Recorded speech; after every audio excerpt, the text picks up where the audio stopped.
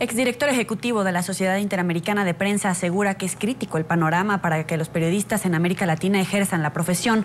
Julio Muñoz recuerda el caso que se presenta en Venezuela con 22 editores y comunicadores a quienes recientemente se les prohibió salir del país por orden del régimen de Nicolás Maduro.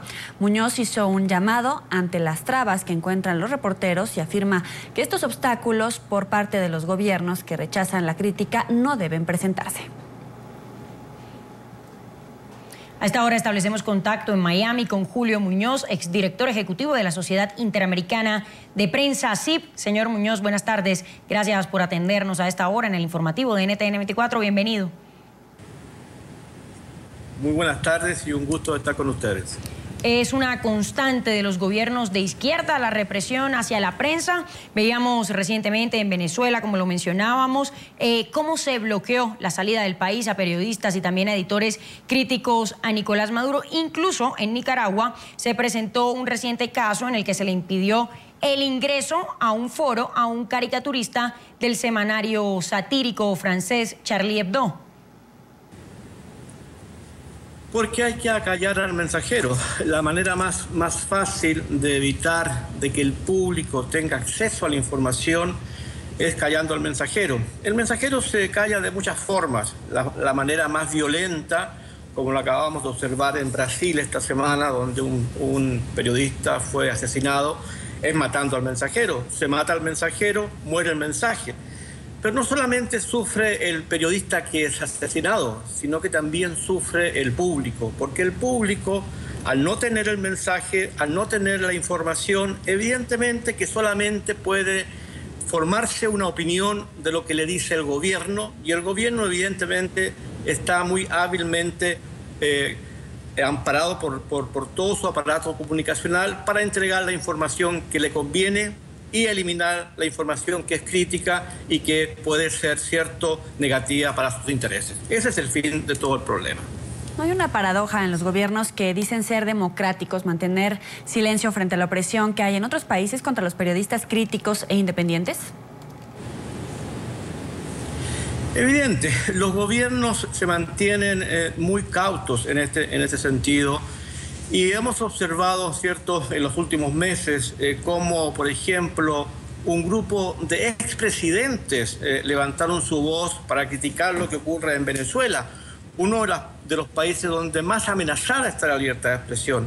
Pero ¿qué pasa, me pregunto yo, con los países que se dicen democráticos, que se dicen defensores de la libertad y de la democracia?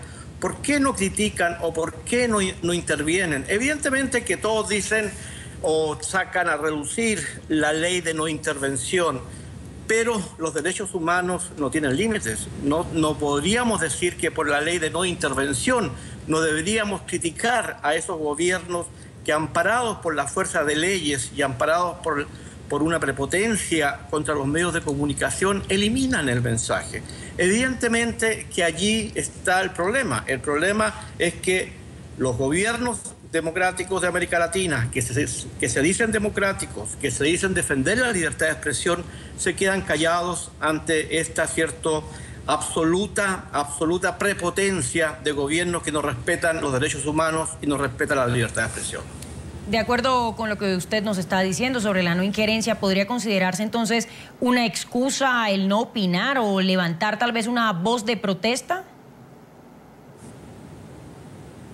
Es una manera de quitarle de quitar el foco del interés. O sea, los gobiernos no se atreven a criticar a otro por intereses políticos. Veamos lo que ocurre, por ejemplo, en el Caribe, en Centroamérica, donde muchos gobiernos dependen, por decirlo así, del petróleo de un país que lo otorga casi gratuito. Entonces nadie se atreve a decirle a ese país petrolero que está actuando mal. ¿Por qué? Porque tienen el miedo de perder el control del control económico que están recibiendo de ese país.